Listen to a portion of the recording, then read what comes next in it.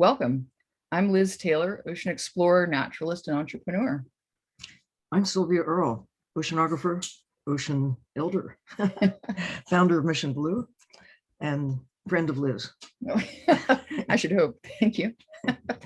This is our show, Dive In, where we host informal, open conversations with members of the ocean community on topics of wonder and interest.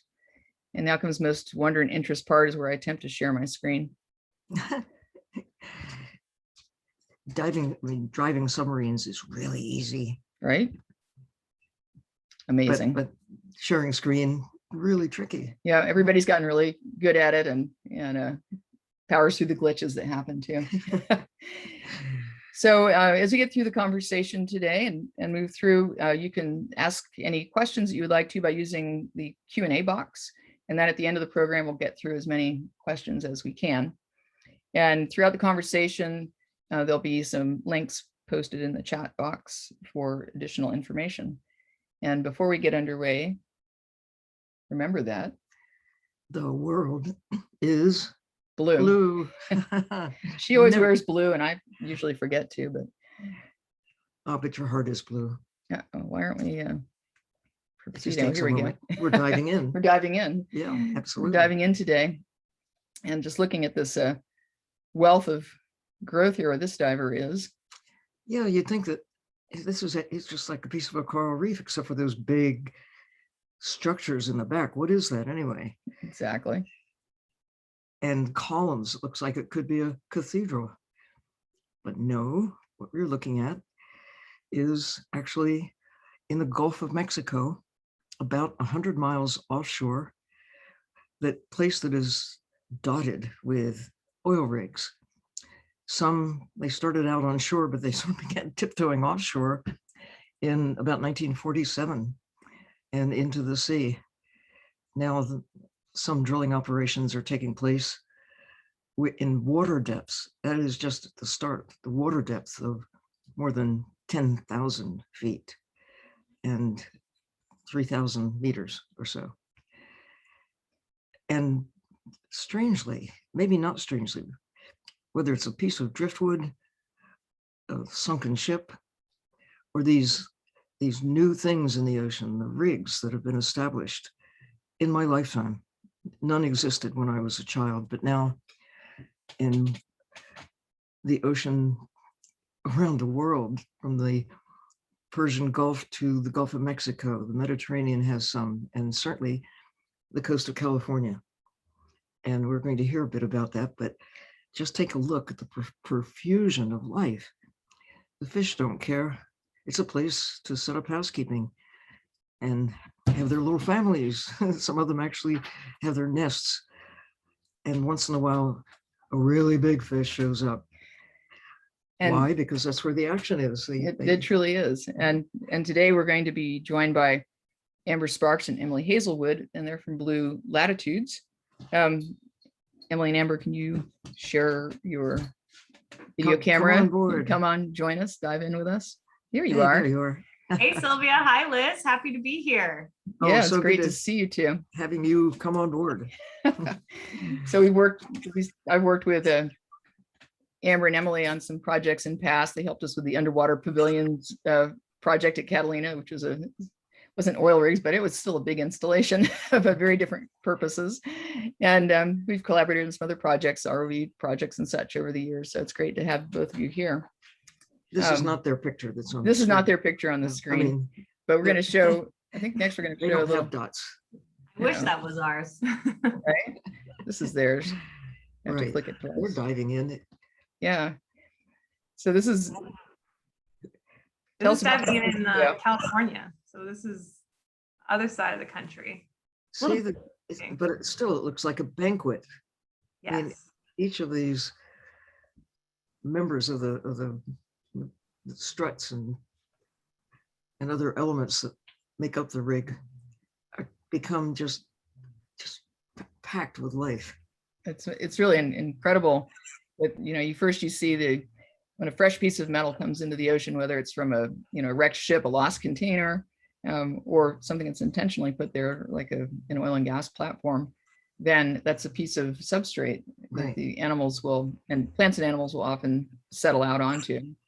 The oil industry had probably no idea that this was going to happen. They did not intentionally create an artificial reef. But No, and as a diver, it's so unexpected. You know, you pull up to these structures and you see what's above the surface and you hear them, they're active, and you see the crew boats pulling up.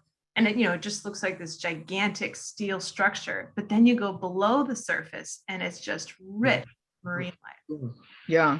And you can see just how much it is just incredibly populated. And, it seems like the settling animals start first, and then the fish quickly come in, and the small fish come and the big fish follow. right. Yeah. Normal. The normal procedure, right? Yeah, So, I wish we saw the same whale sharks like you might see in the Gulf of Mexico, but it's really interesting. Wherever these platforms are placed, they mimic the environment in which they've been placed, like many other artificial reefs do. So here in California, we see the scallops, anemones, mussels, cold water corals, very different from what you would find in the warm tropical waters of the Gulf. but similarly heavily, heavy growth on them. And I know so many times we'll hear from the commercial divers that work on these platforms in the Gulf of Mexico that often there's a resident Goliath grouper or two that just kind of hangs out there, and they actually make great sport of coming up and kind of nudging one of the divers. This is our reef. Yeah. And some of the divers have actually gotten the habit of taking a hot dog or something in their pocket to sort of fend these guys off, and they've learned, they're just like a big dog. They've learned that if you come down there, you don't have food, then you're going to get you get nudged so you ante up, So how did you get it started with this business of looking at reefs, Let's look at rigs the as map. reefs? I think they've got the map here. Oh, Yeah. My first experience was right after college. I got an opportunity to work on the BP oil spill as a field technician. So we were doing biota sampling and water sampling and sediment sampling to fully understand the extent and the impact of the oil spill. And during that time, BP had hired a lot of the fishermen who could no longer work in the Gulf during that time to drive our sampling boats. And each time we'd be out there, they'd be just saying, I can't wait to get out there and fish these platforms on the weekend. And we're thinking, what? You want to go fish on these platforms that cause this spill? There's no way those ecosystems and those reefs and those fish can be healthy for you. And that's when I first learned about the Rigs-to-Reefs program, was my time in the Gulf, and what a rich part of the community these oil platforms and these ecosystems were. And so when I came to California and I met Amber, I learned that California also had 27 offshore oil and gas platforms as depicted on this map. And yet, unlike the Gulf, we weren't reefing any of them. The Gulf has reefed over 500, but California had reefed exactly 0.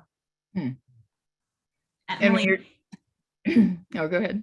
yeah, no, I was just going to say we met at Scripps Institution of Oceanography, where when I heard about Emily's background, and here on this map, you see the black triangles, those represent active oil platforms, but the red ones are inactive, which means that they're nearing decommissioning. And with this massive decommissioning right on the horizon, I was very curious, are these structures similar reef ecosystems like we see in the Gulf? And if so, what are the economic and ecological implications behind actually reefing them? So the great thing about grad school is that you get to really dive into these questions, and we were able to work with Dr. Milton Love's lab up at UC Santa Barbara, as well as with our colleagues down at Scripps, to get to the bottom of this and really begin our research. And from there is where we really discovered how prolific and amazing these structures are as reefs. And we then expanded that from just looking at California to looking at platforms around the world, and through our LLC, Blue Latitudes, as well as our foundation, the Blue Latitudes Foundation. And what goes into reefing a platform? Well, reefing is very similar to decommissioning it entirely. And when I say that, basically that means at the end of the productive life of an oil platform, the oil company will make the decision to completely remove it. And instead of completely removing it, if you reef it, you seal and cap the well in the exact same way as if you're going to totally remove it. And the oil company is always on the hook for that well in perpetuity. So should there ever be a spill in 30, 40, 50 years, they're always going to be responsible. And unfortunately, the risk is always there because we've drilled this well. But the risk is no greater than if you reef it versus totally removing it. When you reef it, you basically have three options. You can either tow it to an alternative location to create, a reef hotspot, or you can remove the upper 85 feet of the structure and leave it standing in place, or you can topple the entire thing on its side. And when you're toppling this structure, the only thing we're talking about is the jacket or the beams and cross beams of the platform. And they're very complex, and marine life is naturally attracted to that complex structure, which is part of the reason they make for such good reefs. Mm-hmm. Like shipwrecks. Exactly. Right. And, and it's, there's the kind of case to be made for it, because if the platform has been out there for any length of time, it is quite heavily encrusted. And if you're removing the entire platform, you'll be removing all that ocean wildlife as well. And, then it just seems that, if you've got 40 or 50 years of growth on some of these platforms, that it makes sense to try to keep that intact. Well, there are trade-offs. If I were the big boss of the world, I would say they should not be there in the first place. If you really Sure. are thinking like an ocean and saying, it's true with shipwrecks and all the other junk we put in the ocean. It doesn't, it's all of human origin, and it does have consequences. Most of these rigs are fundamentally structures made of iron. In fact, in the Gulf of Mexico, it's known as the steel archipelago. And when iron rusts, it sometimes has negative impacts on the local residents.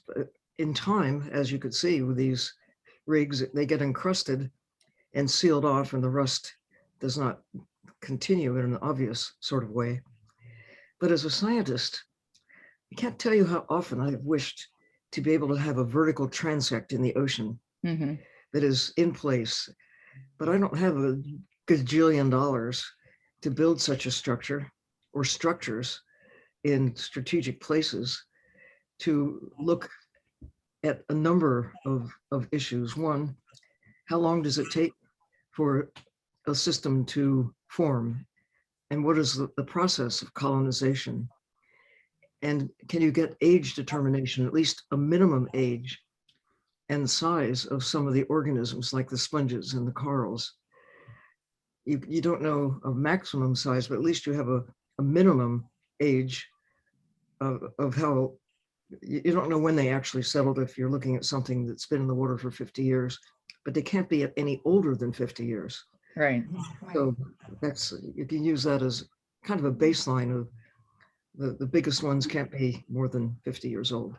And you did some similar work to that in Truck Lagoon, where looking at shipwrecks where you're able to come along and purposefully sample an area and kind of clean it off, and then come back at a later time and gauge the rate of growth comparatively to other animals that were in that area. And even to look at the existing growth with that idea of the biggest corals could not have been older than 1944, which is when the ships went down during World War II. And I think that when it comes to artificial reefs, you touched on one of the most important points, and that's the material. Not every material you put in the ocean is a good candidate for an artificial reef. Absolutely not. Yeah. So many examples. We've seen subway cars, tires, toilets. Those materials, they don't make for good artificial reefs. You really need to think about tires in particular. Yeah, a big storm comes through, they get tossed They aside. roll around. They do what they're supposed to. They roll.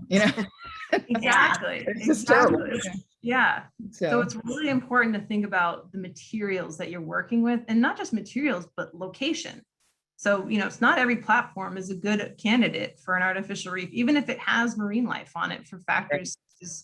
Let's say it's at the base of the Mississippi River. You're going to have a lot of sediment and runoff, and it's maybe not going to be the best candidate for a reef. you know, you want to look at these platforms, and especially more of the modern ones that are made of galvanized steel, those don't corrode, you know, the same way that iron and other materials would. So you want to think about, what's this platform made of? Because Right. not every platform is going to be a good candidate for an artificial reef. Right. And this one, what's the story with the one that we see here in this image? You guys headed out to it. Yeah, so this is platform Eureka that's behind us in this picture. We had an amazing opportunity to go out. We actually went out with the New York Times to do a little research and media work on communicating these really complex ideas about repurposing these structures as reefs. And this particular dive was really interesting because you mentioned being able to do research on colonization rates and growth rates on these structures. And in California, that there's so much growth, invertebrate growth that grows on the structures, that every couple of years, the oil companies actually have to go down and hose off down to about 60 feet below the water's surface, because they're concerned that the additional weight from all the colonization is going to create drag and could compromise the infrastructure. So they actually, There goes my experiment. Yeah. yeah, they do. They go down and they hose it all down. But then we come back, we dive that same platform next year and the year after. 3 years, you start to see the small pioneering species. And then after 5 years, 6 years, you're almost at full coverage again. And so it's amazing to see how life can recolonize and grow on these structures. Nature heals in a way. And I've heard that some people have actually looked at them as potential sites for, as you're saying, that if they are sort of power washing off things like mussels or oysters and things like that, that they take those and kind of use them in a kind of in an aquaculture aspect. They can trying to use some of these platforms in that way too, to kind of, you know, so-called harvest the invertebrate stock of them. Yeah. We actually went out with them. Catalina Sea Ranch goes out and they harvest their brood stock from the legs of these platforms. Mm-hmm. And it's really interesting because the reason why they go so far offshore is that they're some of the purest mussels and scallops you're going to find in California, because the others that are near shore are under the influences of runoff, pollution, things like that can you know, degrade the food source. And so offshore, you're in a blue water environment and it's better quality. And so they are choosing that to be their site for broodstock collection. It's really interesting. I still object to the term harvest when it's. That's why I did this for you. I know. Yeah. Air quotes. Yeah, because these are wild animals. Yeah. And they have not been planted there, although there have been discussions about using these existing structures as a place for open ocean aquaculture. But even so, you're taking a bite out of the ocean when you grow animals in pens offshore. So, well, and the mussels and scallops in California, they actually play a really key role in the life cycle of the ecosystems on these platforms. You know, at the very top of the structure is where you have these mussels and scallops. And when they die and those shells fall to the base of the platform, they create these massive shell mounds. Mm-hmm. And those mounds are really important nurseries for species such as rockfish, which go down shells and lay their eggs. And when those babies hatch, they come back up to the top of the platform. And it creates this really unique circle of life that exists just on one platform. That's really interesting. I'm told it's the biggest rockfish. Oh goodness, how many species of rockfish are there? Like more than 30 different kinds? There's so many, there's a multitude. But the biggest ones tend to be around the platforms because everywhere else they've been scarfed up. Yeah, it's true. Most of the adult species of rockfish are found on the platforms. As well as the babies down at the bottom. And the babies. Yeah. So tell us about this. So this is this is actually from that same day when we were offshore. So you can see that the upper scaffolding of the jacket has been cleaned down a little bit. Yeah. Just got algae and a little bit of growth on it there. But this is at the initial descent from the dive. You can see the visibility was pretty amazing on this particular day. Beautiful. Yeah. Yes. So as a diver and an underwater, you know, explorer at heart, diving on these structures is an experience like nothing I've ever done. You're in this blue water environment, and when you have 100-foot visibility like this, you really get to see the structure surrounding you, and it's quite a cool experience. So I think this picture really shows our fans who are divers out there what it's like to be underwater on one of these structures. And there is more interest in kind of recreational diving around these platforms, isn't there? Definitely. It's a hot spot for divers in California. And hands down, it's one of my favorite dive sites. It's not very often that you go on a platform or any sort of dive where you're in a blue water setting like that, where you can't see the bottom. Mhm. How deep was this one? This was on Eureka. I believe Eureka's in about 800 feet of water. Wow. So Don't drop anything. you're only scraping the surface of what's there when you get to go diving on them. And it's, it's the experience of if you picture the Empire State Building underwater, if it was just the scaffolding and you're diving through that scaffolding, and you're in a 360 almost aquarium, because there's marine life above you, to the sides, below you. It's incredible. So when they're cut off at 85 feet, why? 85 feet from the surface. That was one of the options that you described. Why is it 85 and not deeper or less deep? In fact, I would make a case for maintaining the platform as a research station if you could get away with it. Yeah. All that infrastructure, all that expense, all that.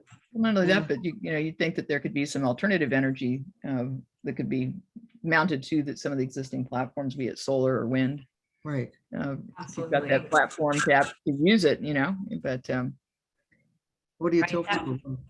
Like, So that water depth was selected to allow for navigational safety, so that ships can safely draft over even in a big swell or big storm, and wouldn't be interfering or interacting with the structure. So that was kind of the number that was determined there.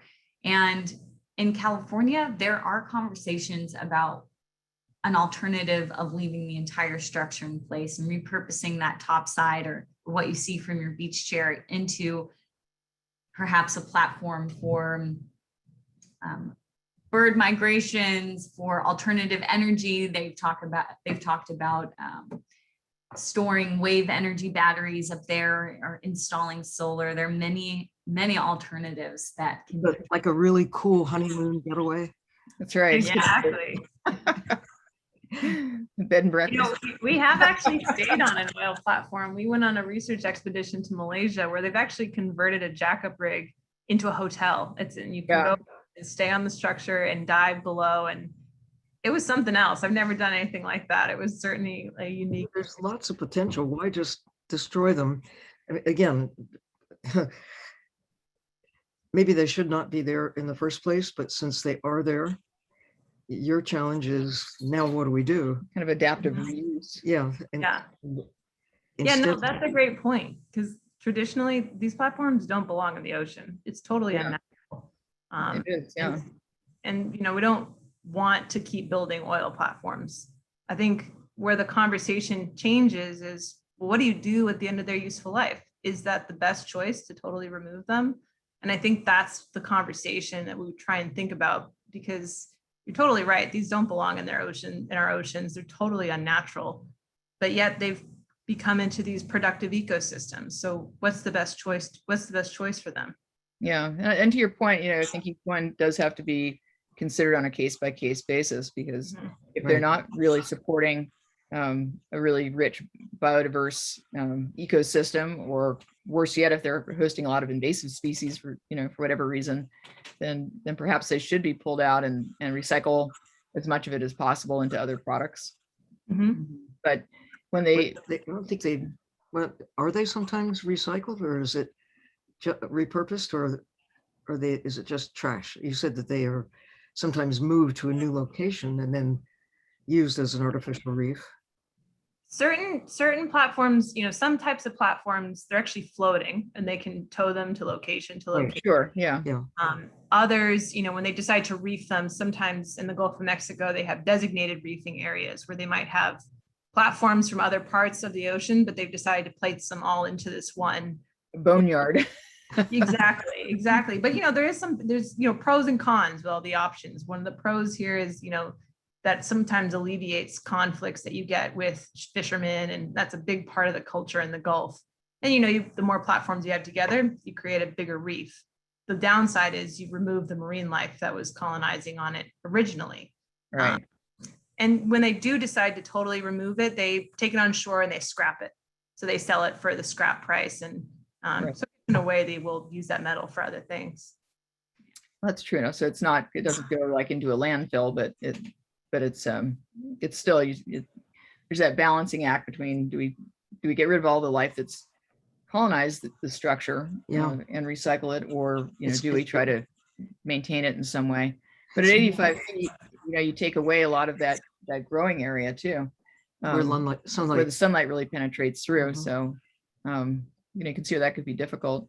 Have you encountered many of the ones that have been reefed that are burdened by derelict fishing gear at all? Have you seen that happen?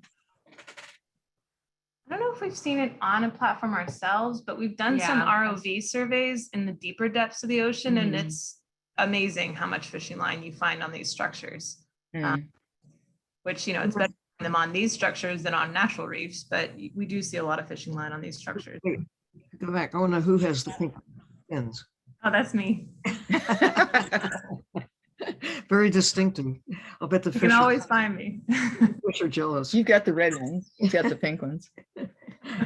Oh, look at this. Oh, Garibaldi. Yeah, those are state fish, the Garibaldi. Yes. Those Yeah. guys will leave a mark. They're pretty territorial little guys. It's Yeah, my- they'll nip at you. Yeah. They make their nest on some of the beams and cross beams on these California platforms, and they're so colorful. We definitely try and get close for a photo like this one, but if we get too close, they really don't like it, and Yeah. they'll let you know. And what's cool about this photo when you go between the two, it's a great example of what it looks like when it's cleaned down to Mhm. what it eventually turns into in this photo. It really shows that contrast of how rich these beams become. Right. And that's the biggest damselfish, right? Isn't the Garibaldi the biggest damselfish? Yeah. Yeah. Fierce little They- guys. they have attitude. Very They're- territorial. Yeah, it's They're surprising. beautiful, beautiful fish. Yeah. Even though the species are different, the groups of animals that you see in a coral reef and here on this, in a tropical situation are comparable. I mean, there are corals here, certain kinds of corals, cold water corals, and sponges, obviously. But the thing is, when you get below a few hundred feet, a few hundred meters in the ocean, it's cold. It's California cold. Yeah. Even enough it gets Antarctica Colder. cold. Yeah. So what you see in the upper 30 meters or so can be quite distinctively different, but the deeper you go, the more comparable in terms of the categories of life that you do actually see. Yeah. But plenty of arthropods, little shrimps and crabs, they're just different species. Yeah, but you're right. It is very similar no matter where you go, because you do get those big cross sections of different, Categories. categories of life Mhm. that tend to want to settle out on these things. But yeah, it just makes you want to get right in there and Oh, with a kind of microscope. look at, find the tiny little brittle stars and the little shrimp Yeah. and everything else that lives in each chunk of that.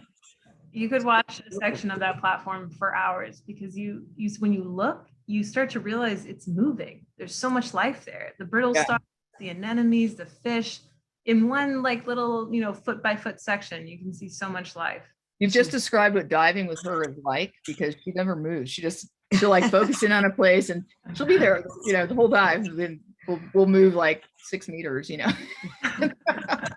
There's so much to see. I know. Yeah. Right. Yeah. Yes, absolutely. You want to go with a microscope if you could, magnifying glass at least. Exactly. And the longer you look, you see. The more Yeah. you see, yeah. Here you guys are getting ready to dive on another platform. This is still the Eureka platform. Yes, this is Eureka. Yeah. But this gives you a good sense of sort of how much topside infrastructure there is as well. That Mhm. if you were going to, repurpose something like this, it looks like a fairly complex It's- operation. It's actually an engineering marvel how Mhm. it has been possible to overcome the issues of putting something of this complexity underwater and often far offshore. Mhm. Off, It's incredible. yeah, more than 100 miles out with helicopter pads and, you know, fully wired for power. And dining is actually pretty darn good because when the crews go out, they stay for weeks at a time. And, you know, they you want to feed them well so that they'll be, yeah, Yeah.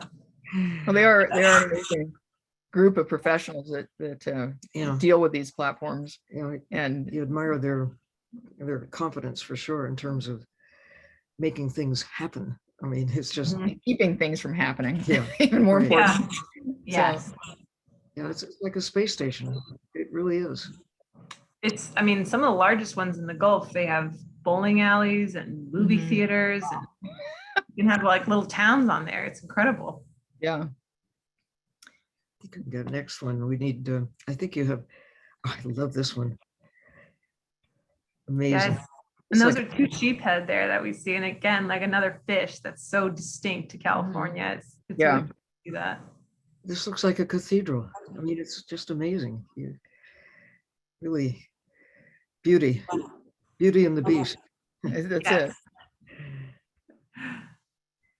Yeah. You know, when people see an oil platform or think of an oil platform, this photo is, besides an oil spill, this is typically what they think of. They don't think of that other photo because who would ever believe that? You know, from your Well- beach, this is what it looks like. It's like so many other things that, you know, you see a vessel out on the ocean, you know, you're really not thinking about what's below the surface. Yeah, what's Right. that about? And it is one of the biggest challenges that we have in thinking about ocean health and restoration is, you know, getting people to really think about what's below the surface, because this is what we see, you know. That's the ocean. The Yeah. ocean is not the top. It's not even the bottom. It's the part in between, you know, the wet part. The wet part. Yeah. The liquidy part. Yeah. It's filled with life. Just extraordinary diversity. Is this a video? Is this a video? I think it is. Yes. Device? Yeah. And these yeah. are sister platforms. This is Ellie and Ellen. They're conjoined. They're right near Eureka. Mhm. So that's like a walkway. Yes. Yeah. So one platform functions to bring the oil up as a sort of a producing platform, and the other one functions as a refinery and brings it back to shore. So they each do very different things, but work together to do that. Mhm. And it really gives you a sense of scale when you see the cranes on them and multiple cranes, how large they are. Multiple it's got like a- stories, all the pilings. You really get an idea of the complexity of these structures. It's And not creative engineering. Yes. definitely. In California, we only have 27. In the Gulf, when you go down there, you know, in Star Wars, like the X-Walkers, that's what these things look like. I mean, Mhm. hundreds. Hundreds. And as thinking about what's laid down on the bottom is really unbelievable. You know, all the miles and miles of pipeline and so forth. Yeah, definitely. That's right. So in the Gulf of Mexico, it's very different. They've reefed over 500 platforms. So they have an active Rigs-to-Reef program in states like Louisiana, Texas, Alabama, where they are actively repurposing these structures into reefs, and they have been over the past 30 years. They've also done a lot of research on the value of these structures as reefs, especially since the Gulf is such a sedimented environment. There's not a lot of natural hard substrate. So the structures that these platforms provide has actually become very critical to a lot of their fisheries. And it's become, you know, necessary as a place for them to spawn, breed, grow to maturity. And they're really utilizing that hard substrate that's sticking up off the seafloor.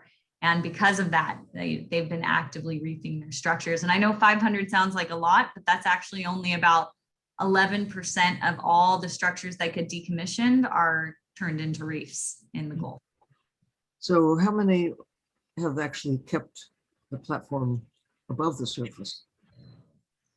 I don't even know if there's one. I know they're working, that's a new concept though, that they're working Yeah. to change, which we've been excited about. There's a group called GORI, the Gulf Offshore Research Institute, that are bring opportunities to keep the topsides in place to either become research facilities or to employ things like offshore wind or wave energy. So we're really excited about that because there is a lot of value in keeping the topsides if you can, because think about how many research stations are located hundreds of miles offshore. It's really, That's the whole point. Right. So it's yeah. if you can have a place like that, oh, look at this guy offshore, then it helps to, really have that gift of time in some ways that you can spend out there and really get to know individual animals. And look at this guy. He's the cleanup crew. Cleanup crew. He's got a Yeah, there are a lot of sea lions that like to hang out on these structures, and possibly because they come for the food or they come for the resting spot, they can lay up on the little surfaces that are provided right above the sea surface there. So we definitely always get, they're like dogs. They like to come kind of like the big grouper you were talking about in the Gulf. yeah. Yeah. So Kind of blow bubbles. in then your they will face. harass you too. So. Yeah, they Totally. will. They will. They always seem to be, you never see them yourself, but in the videos you capture, you always notice them in behind you, like doing Right. Yeah, I know. They like to come up and Yeah. just teasing stay you. right Yeah. there. Yeah. They particularly like long hair, Yeah, I'm sure you have the same problem I do. They come up and play with my They're head. fascinated. Yeah. Good, But good reason to wear a hood or not. yeah, I don't mind. But Oh, oh, look at this guy. It's beautiful. Oh, these are creatures you don't see flying around on land. There they are. No, Yeah, isn't that amazing? Just like a dancer. and the sheer number of fish that we see on these platforms, I mean, there's been some days, and we see a lot of schooling jack mackerel out there. You feel like you're parting a curtain of fish. It's amazing how they all congregate there. And those schools of fish, they're not making their permanent homes on these structures, but they're using it for refuge. And it's fascinating when you see that. And as a diver, it's not very often you get to see, ecosystems that are that rich with marine life, like in this video. I mean, it's a wall of fish. It's amazing. Right. And I think, perhaps in the open water, the fish don't, it's not, there's no place to hide. no place to hide really, but when they're around these structures, it kind of, breaks up the hunting pattern that if a predatory fish might be chasing them, or even a sea lion coming through. Yeah. They're pretty maneuverable, but it just kind of gives them that little break that they can get behind something or change direction a little bit better. Yeah, when I see Very those nice. sea lions, it's hard to believe they have spines the way they move. Yeah. It's amazing. I see you have now the flippers that match the encrusting coral.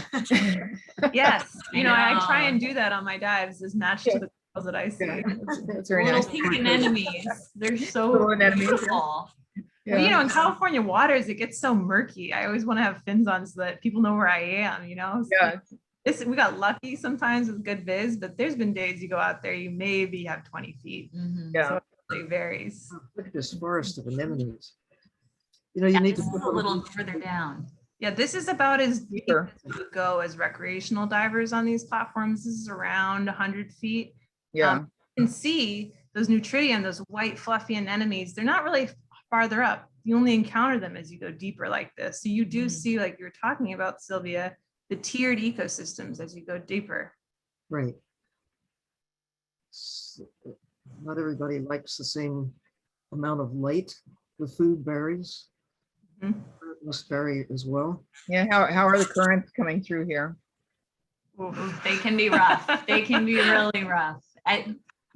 We've gotten really lucky with very calm days, and then we've had days where there was massive swell. And when you're doing your safety sock coming back up, you kind of have to hold on to the structure in order to maintain a So you stable. don't have the elevator situation. Oh yeah. Sometimes come out, feel a little bit seasick after something like that. Yeah. If you can just fill your mind into thinking or not thinking about what this structure actually is, it's beautiful. I mean, it's aesthetically pleasing. Yeah. you think about the structures that humans create as a celebration of art or of life or whatever. Life Imagine. will find a way.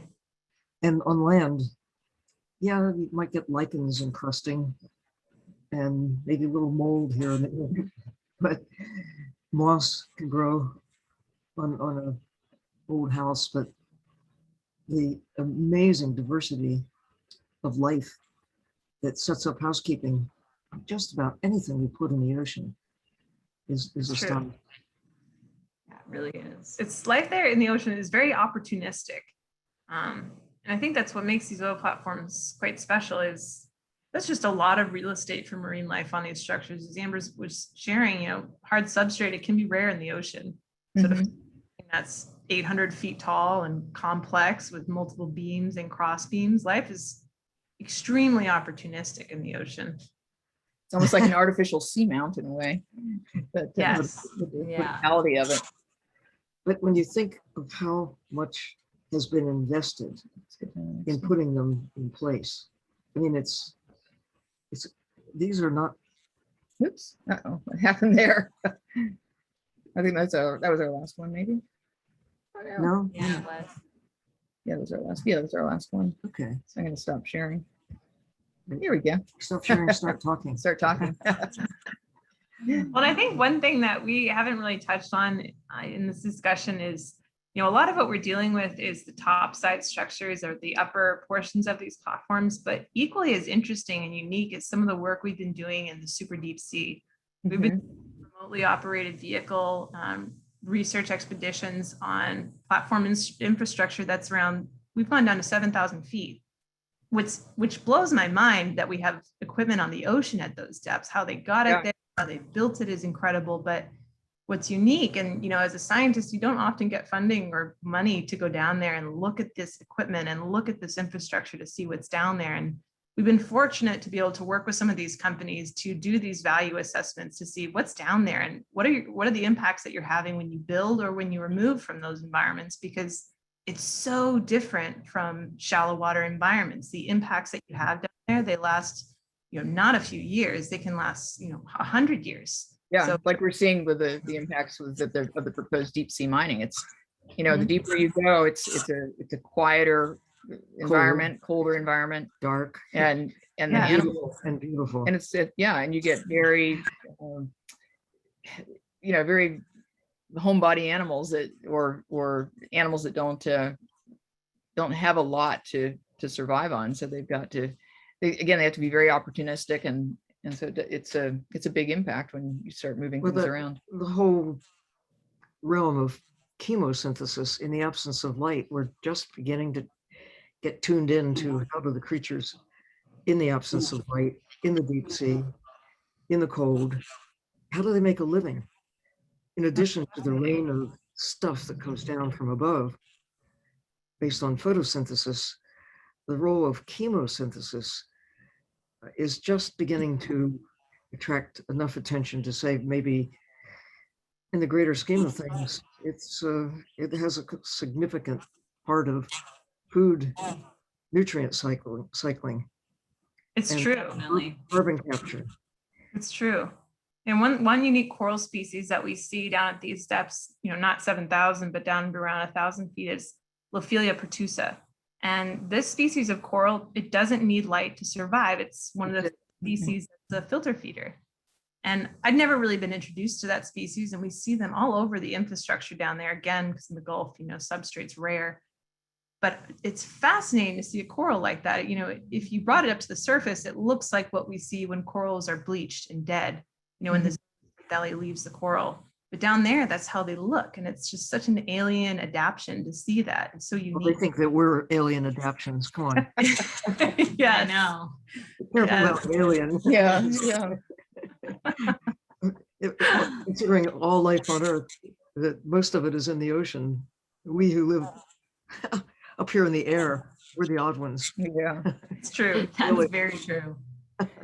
So so when one of these platforms is, toppled or just cut off or however they cement it off, what is the ongoing obligation to inspect and make sure that they're not, leaking or creating any damage once they're sealed?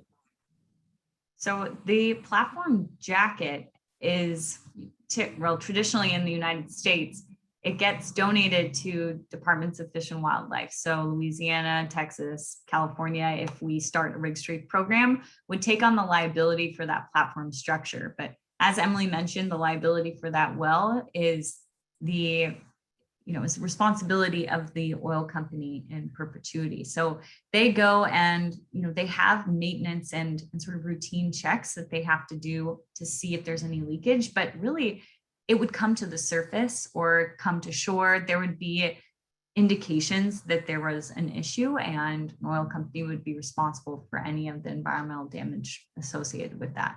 All right. I mentioned it because I was curious about, this ongoing use of dispersants and a push to start using them subsea. So I think it's good that, they're kind of maintained in a way that if there is a problem, that it will be recognizable, or at least have some sort of a, inspection schedule or to go out and look at them, which could have some ongoing scientific benefits as well, to go down and Yeah, that's where we do a lot of our research, is actually tying into those maintenance inspections. We started working with these companies to be like, hey, you're already mobilizing offshore. You're already spending the money to go down there, send an ROV down there. Could you add on a few extra transects for us so that we can look at what you're seeing down there? It's a great way for us to see what's actually out there, understand how marine life is colonizing on these structures, and get a better sense of what the impact's going to be if you choose to remove it or leave it in place. And when they remove them, are they just cutting them, with like a subsea torch, or are they actually still detonating them in some cases to remove them? Yeah, it depends on the area and what sort of restrictions they have in place, but they are still using both methods of a cutter and also using explosives. Yeah. Kind of bad. Removal. Yeah. Both Yeah, cases, so especially. it would be very, very detrimental. Yeah. So the excuse for cutting them off 80 feet down, 85 feet down is for navigation. Yes. But wouldn't they be more obvious if they just leave them in place? Yes. There's still a hazard even at 85 feet. There's some of these big ships that have a greater Really draft fast. than that. Yeah. Mm-hmm. No, it's true. They use navigational buoys, but yeah, obviously having it stick out of the water, it's a lot more obvious. You would think. But what's been interesting is, in some of our conversations with California's fishermen, we've learned that, they used to be very, very anti-Rigs-to-Reefs. A lot of the fishermen, especially in the Gulf, but also in California, especially the trawling community. And, trawling, it's like taking a net the size of a football field, dragging along the ocean bottom. It's really awful. And so you can understand why they wouldn't want a big oil platform in the way. That's blocking them from trawling. So it used to be that a lot of the fishermen were really anti-Rigs-to-Reefs. But what's unique is as trawling, especially in California, has been slowly grandfathered out of permits, a lot of the fishermen that are hook and line, they want the whole structure to stay in place. They've recognized that unique life cycle value that starts at the top, works its way down and back up. And they recognize the fisheries production value of these platforms. And for us, that's been interesting to observe how that sentiment has changed amongst that demographic. And, for us personally, we don't want to see the trawling anyways. So for us, we kind of like platforms are there, that won't good. Yeah. cross that. So Thank it's you. unique. We've I got could do some without those lines too. Yeah, we've got some questions that people are queuing up here, so we can kind of jump on into those, I guess. You ready? You ready for some questions? off-the-wall Yeah. questions? All right, I'll look through them here. MT says, marine life can lead to corrosion and break of marine structures. What should be done?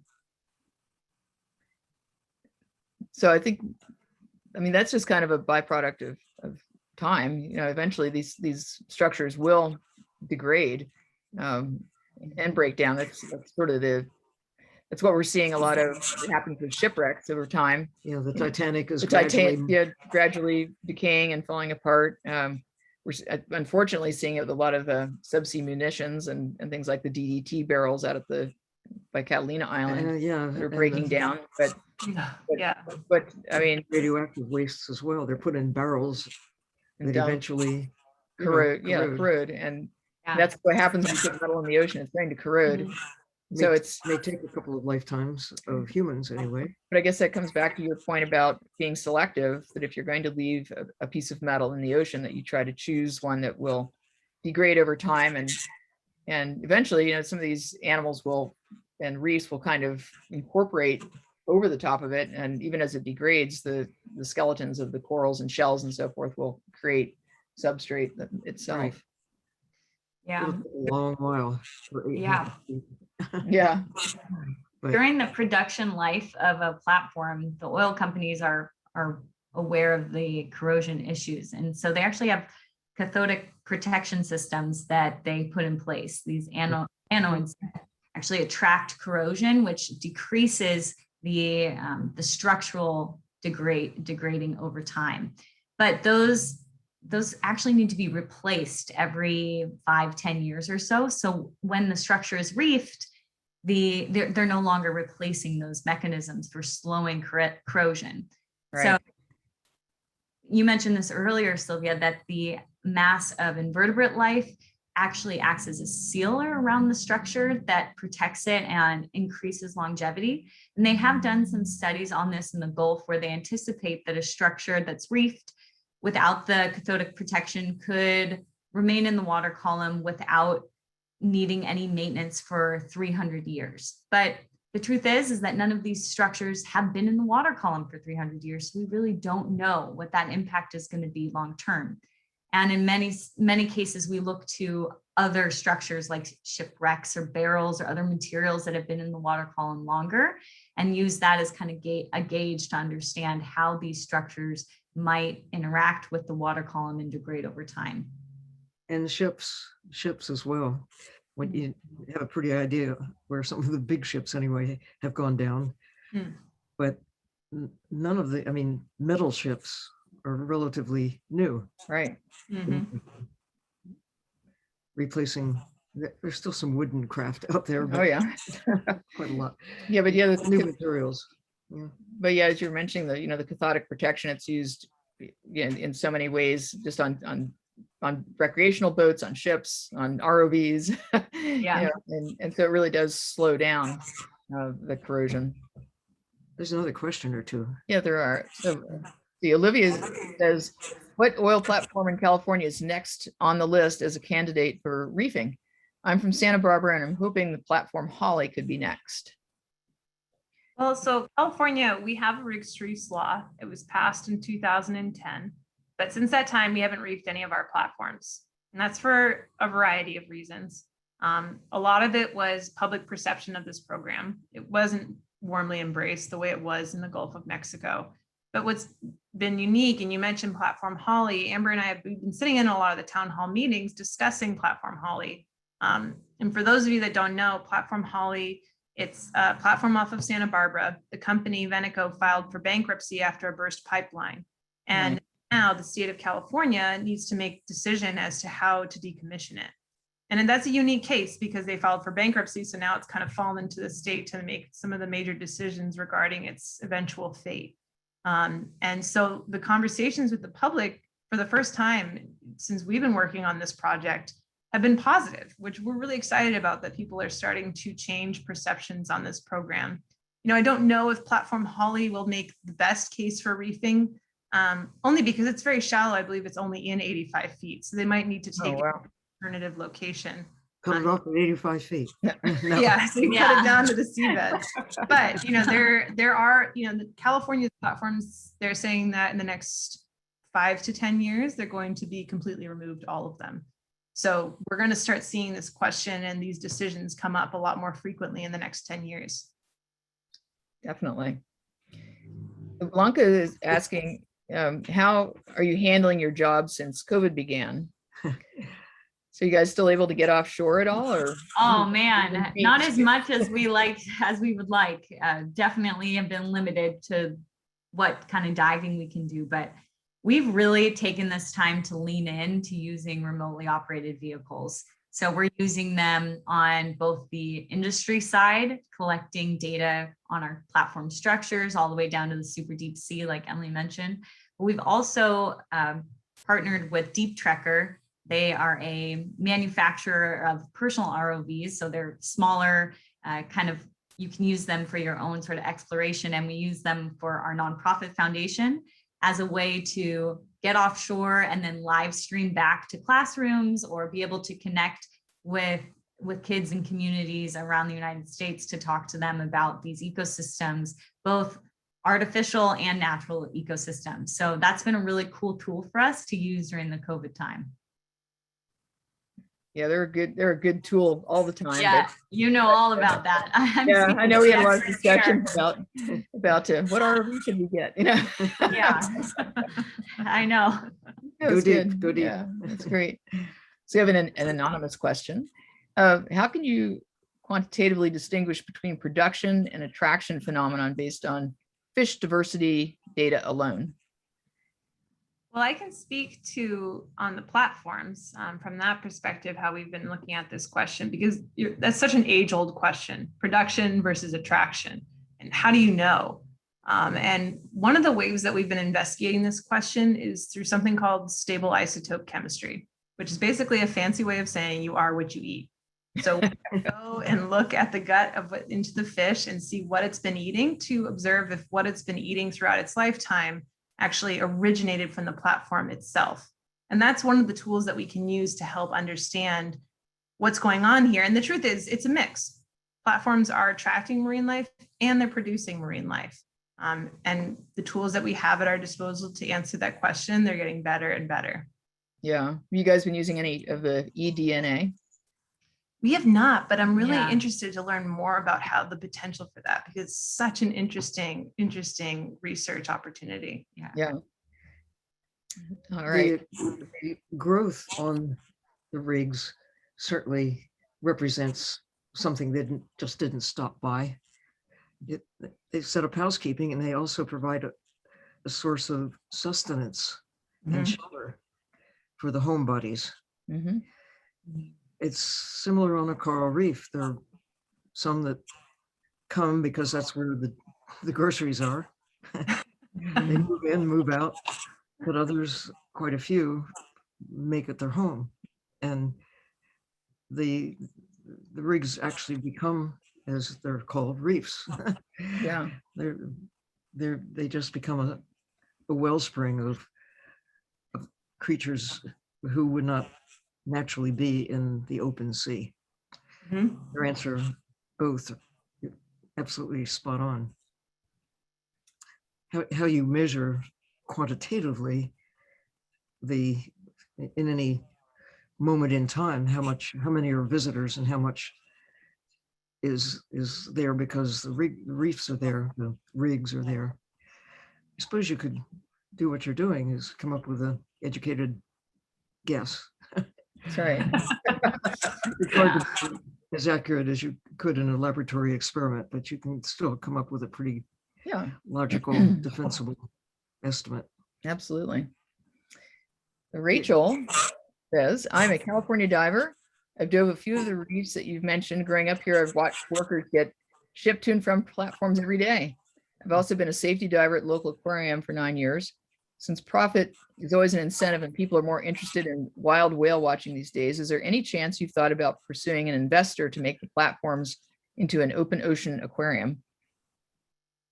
I haven't heard that proposal before. Yes, I have not heard of that proposal before either. Well, I guess it builds the case for, for keeping the whole structure intact and then making it, like say sort of a dive resort or a place to come visit. Maybe you can make a vertical aquarium tube to go down and you could elevator people up and down to see the fish that aren't divers. Yes. We'll go all the way down to 800 feet. No. In an elevator, That would be a submersible. We'll just have a stationary submersible take people down. It sort of is But using the ocean as the aquarium. Yeah. It's a big. Yeah. Anyway. Yeah, that would be very interesting. Well, kind of makes me think about something we haven't talked about, which is sort of the cost savings associated with reefing. Because you can imagine if an oil company is responsible financially for removing an entire structure, if they're able to leave a portion of it or all of it in place, they're going to be saving some costs. And according to our Rigs-to-Reef law, a portion of that cost savings actually goes back into the state. So in California, that rate is between 65 to 85% of the cost savings goes back to the state. And if 23 of California's 27 platforms were to be reefed, that would be over $1 billion coming back into the state. So that's a lot of cost savings. And that was a recent estimate, I think from 2016, where they were looking at the economics here. And that cost savings would go to fund departments of fish and wildlife. It would go into a marine endowment for marine preservation and conservation. And it would really go towards funding, ocean education, ocean research, and ocean protection in the state, which is really important.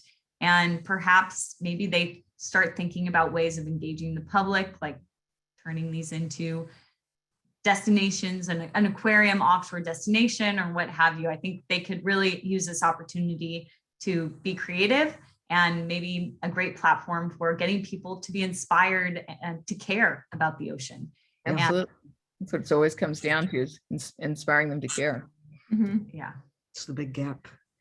Yeah. So we've got a few more questions we'll try to get through before we completely run out of time. Bianca is asking, what inspired you to pursue this job? That's for both of you guys. Well, for me, I definitely wasn't born thinking I'm going to study oil platforms. Definitely. I love it. Playing with them as a child. You didn't have a making out of a Lego or something. I always, like so many of us in this career space, always had a deep love and fascination with our oceans. I grew up by the ocean, and I come from a family of divers. My dad was a dive master. He got us all diving by the age of 12, and very fortunate to be able to explore a lot through that method. Diving is such an excellent and unique opportunity to explore part of the world that so many of us never get a chance to even think of exploring.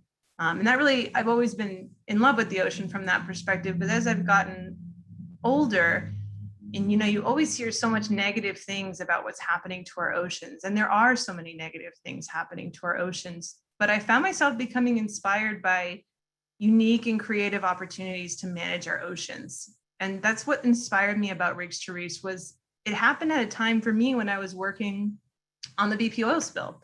I mean, talk about the greatest, the largest impactful spill that's ever happened to our oceans.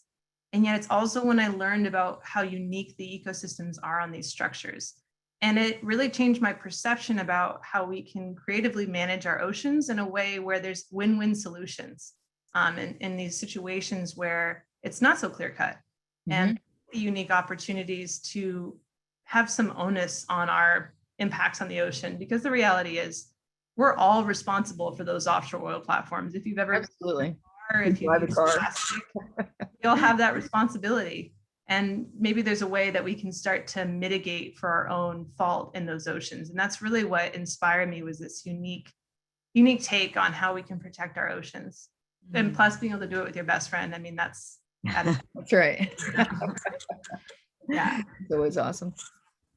I would say that I've been sort of followed a similar passion and trajectory there. I've definitely come to a place today in my career where I am really inspired by breaking down the boundaries between us and them, scientists against industry, conservation against the government, I think that we need to find ways to work together. And that's where the solutions and really the future of ocean conservation lies. And so it's exciting to be working at that intersection here and on this issue. That's awesome. Making a difference. Christina is asking if you have any information about something similar maybe happening for the Caribbean. She's writing from Margarita Island in Venezuela, a country where many oil spills have happened. So is there any, kind of international effort, particularly in the Caribbean for the reefing programs, or what's going on there?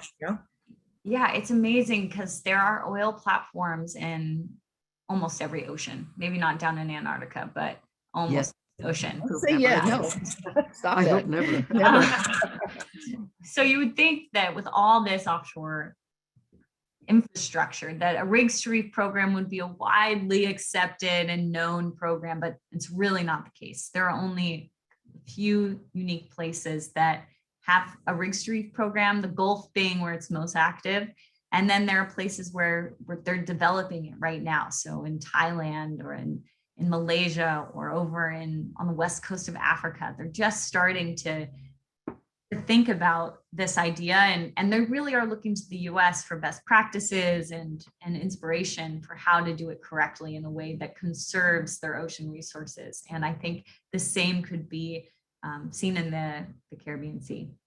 So maybe there's an opportunity, people could reach out to the pair of you and kind of see if they could ignite something in these other areas where there's not currently a program, and try to be an ambassador. Yes, we would love that. Yeah. You've made some films, have you not? Short films about the work you're doing? Yes, we have. Yeah, we have. We did, we have a YouTube channel, Science CTV, where we take people diving on some of the platforms, on some of our research expeditions, but we made a film, Transecting Borneo, that documented our research expedition to that platform in Malaysia we were talking about, where they've converted it into a hotel. What was interesting about that experience for us is, first of all, what a wild concept. And when you're on it, it moves. So the whole time moving a little bit, and you are immersed in that environment. Like, they still had saltwater showers. I think we were the saltiest we've ever been after it was that. Very rustic. It was very rustic. Yes. So what's unique is that in that area of Malaysia, it's also home to Sipadan Island, which if you're a diver, you have to add that to your bucket list of what an incredible space for diving. Just incredibly protected, but rich with marine life. And then right next to it, you have this oil platform. They've converted it for ecotourism. So it really made it for a nice juxtaposition to understand, is this a good thing to do with oil platforms? Does this make sense to do with an oil platform? And how does that compare to some of the natural reefs in the area? That was a fun experience to do together. That's awesome. Maybe if there are links to these programs, your program, that we should celebrate that. Yeah, I think Gigi's got them in the chat. Okay, so listen up, everybody. Yeah, check the chat. Check the chat. Aletha is asking, are companies generally open to the research opportunities when you approach them? Generally, surprisingly, yes. I would say that they are. I mean, I think I've been kind of surprised in this journey with working with industry and how receptive and actually excited many of their team members are. They are not, sitting up in a remote part of the world who, not caring about the ocean. That's really not the case. In most cases, they take their kids out on the water over the weekends, and they enjoy our oceans and they want to protect them. And so they get excited when we come to work with them because they see an opportunity to maybe learn something they didn't know about their structures. And so thus far, we've had really good experiences. That's excellent. That's good. So EM's asking, are there certain companies, countries that are more responsible and, oops, hold on, what happened to my thing here? And open to doing the right thing? Are there politicians who are more enlightened about the options and care about what's going on that we could write to and support? Yes, there's definitely some certain companies. I mean, a lot of the oil companies are interested in this idea. For them, it's a cost savings. So there's obviously going to be an interest from them. But actually, surprisingly, when Amber and I have worked with a lot of the companies, they're eager to know too. They get pretty excited to see what sort of marine life is down there. And a lot of these countries, what's unique to the United States is we have private oil companies. A lot of countries, the oil companies are run by the state. So in situations, they tend to be more open to how we manage their offshore resources in terms of, they have control over how they're managed. So like the Gulf of Thailand, Malaysia, we're seeing a lot more interest in how they can convert their platforms into reefs. They're looking at developing models to help predict which platforms could be good reefs. They're engaging with local universities, especially in the Gulf of Thailand, to get students out there researching these platforms. So, but then there's areas like the North Sea, which is very, very against Rigs-to-Reefs, vehemently against Rigs-to-Reefs. Not because it wouldn't make for a good program there. You know, the ecosystems there, they're cold, they're turbulent, but they're very, very rich ecosystems there. But there's a lot of stakeholders that, you know, you have multiple countries that manage that resource that can make it more complicated. Fishing is very, very big there, that they don't like these structures to be there in the first place. But it's an area that has a lot of potential because they've got hundreds of oil platforms like the Gulf of Mexico. So we definitely see, or even in California versus Gulf of Mexico, you know, Gulf of Mexico, they've welcomed this program with open arms. California, it's been a little bit more challenging. But I think the best way, if you want to get involved or learn about how you can support this program, is definitely writing to your senators and writing to your different representatives, because sometimes they might not be informed about this program. You know, it is relatively new.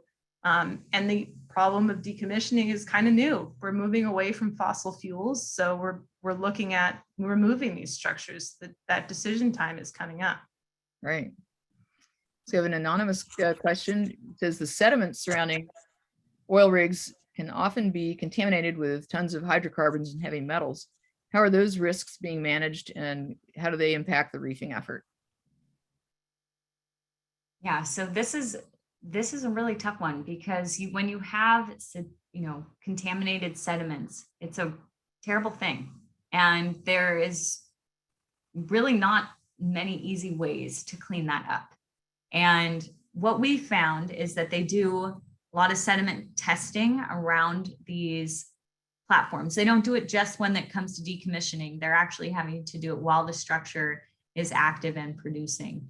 And not every platform has contaminated soils at its base. That's not always the case. And so again, case by case basis, looking at the soils.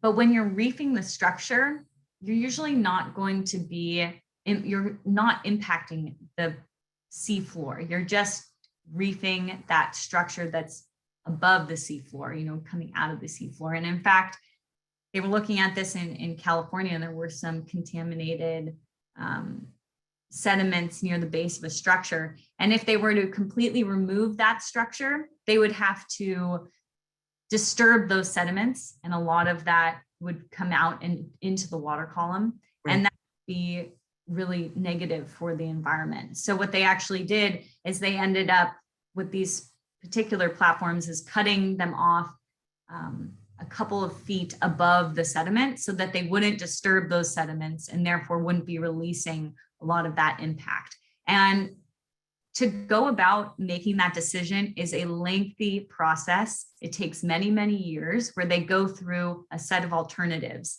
usually through, depending on where you are in California, we have the California Environmental Quality Act, or CEQA, and it's a process where the government and the environmental specialists are evaluating their options to determine which one will have the least impact on the environment. And so in this particular case study I just shared, that was the best way to deal with those contaminated sediments. I remember discussions with Hillary Hazelwood, who's based in Santa Barbara and has been diving the rigs for many years, and at first was not aware of the contamination created by the drilling muds that tend to accumulate with toxic consequences. And a lot of this has just been learned as the industry developed after the fact. Now we got a problem. Now what do we do? Not anticipating before what the consequences would be of using the drilling muds have toxic materials and other things that are associated with the operations are likewise polluting, if you will. Mm-hmm. So, But now we know we need to do business differently. It's Need to do better. Yeah, you need to do, now you can't make an excuse anymore that we didn't know. that's right. Mhm. Now we do know. All right, we've got a couple more questions, and we're a little Ooh. past the top of the hour, but Casey's asking, what are the impacts to the benthic communities in the Gulf after the rigs are reefed? Well, in the case that a platform would be reefed and placed onto its side, that's when you would, first of all, that would only make sense if you're doing that in an area where there's not reefs scattered all about, because if you place this massive structure, it's going to smother and kill those reefs. So fortunately in the Gulf, it's a very muddy environment. But you can't discount, there's things living in the sediment. There's a lot of marine life going on there. So place these structures, it will impact them. Just like you place anything on the seafloor, the problem is they have a much larger footprint when you topple them. So fortunately, what we try and do when they select a platform for reefing is, what's the best option for reefing? Does it make sense to tow it to a designated reefing area? Or does it make more sense to topple it on its side right there, or leave it standing in place? Personally, I like the option where we can leave it standing in place. Sometimes that can create more navigational issues, but you maintain more of the structure, you maintain more of that marine life. And also vertical structure, marine life is more attracted and can produce more on vertical structure versus structure very low to the seafloor. But to answer your question, it's something that you have to think about very carefully, because you don't want to impact, at least beyond the unavoidable impacts of what's on the seafloor. Yeah, there's the impression that if it's a sandy mud bottom, there's nothing there. Right. Full of stuff. If you really look, there was a study in the Persian Gulf by Saudi Aramco in the 1970s of what looked like just empty sand. And they naturally engaged graduate students to do this. Of course. Count the little creatures, not the ultramicroscopic ones, those you could actually see, like the polychaete worms and the burrowing mollusks and the crustaceans and the this and the that and the other thing. And they came up with like 500,000 in a cubic meter. It's an area Amazing. you can embrace with your arms. Amazing. Wow. It from the surface, it looks like, Mud. you might see some little holes peppering the surface, but it's a metropolis. It Mud. really is. Did you say mudtropolis? I did not. You did. You did. Mudtropolis. I'm remembering that. That's great. That's awesome. All right. One last question. Okay, here It's you from go. an anonymous person who says, are these reefs subject to the same issues as the shallow water reefs with ocean warming? Yes, they are. They are, just as all reefs are impacted by changing climate, so are the artificial ones.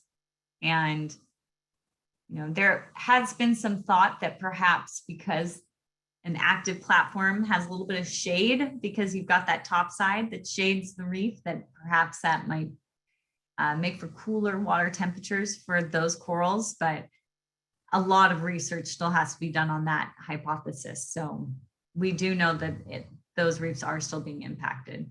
Yeah. If you want to change the nature of life on Earth, change the temperature, change the chemistry, you change everything. Yeah. Absolutely. Well, thank you both.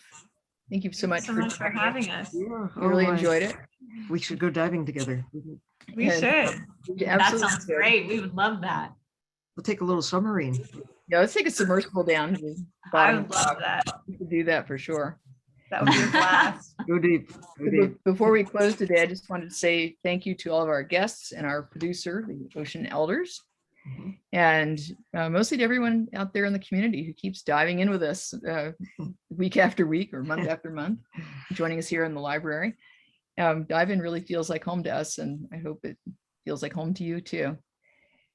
Water connects us all, and we're very grateful to everyone.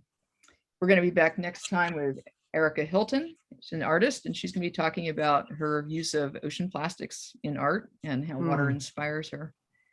And until next time, please remember to take care of the ocean As if your life depends on it. because It does. does. It does. Thank you, Amber. Thank you, Emily. Thanks, everyone. We'll see you next Thank time. you both. Thank Bye, you Liz so and much. Sylvia. Thank you. Bye.